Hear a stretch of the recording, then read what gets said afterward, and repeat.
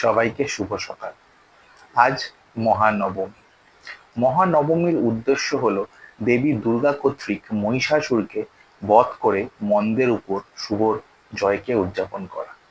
এই দিনটিকে নবরাত্রির নবম দিন হিসেবে পালন করা হয় এবং এটি দুর্গাপুজোর একটি গুরুত্বপূর্ণ অংশ। দেবী দুর্গার ঐশ্বরিক শক্তিকে সম্মান জানানো এবং নিজের ভেতরের ভালো মন্দের লড়াইয়ে শুভকে জয় করার জন্য এটি একটি অনুস্মারক হিসেবে দেখা হয়।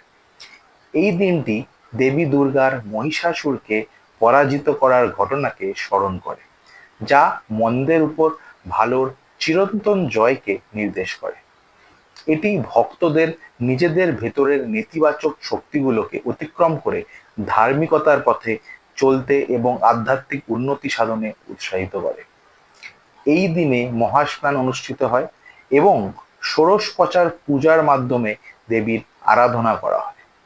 দক্ষিণ ভারতে এই দিনে আয়ুধা পূজা অনুষ্ঠিত হয়, যেখানে যন্ত্রপাতি, বই এবং অন্যান্য সরঞ্জাম পূজা করা হয়।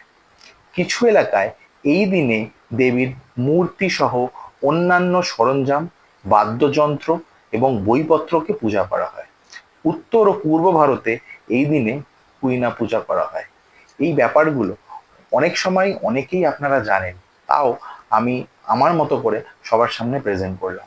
সবাই খুব ভালো থাকবেন, খুব ভালোভাবে পুজো কাটাবেন। নমস্কার।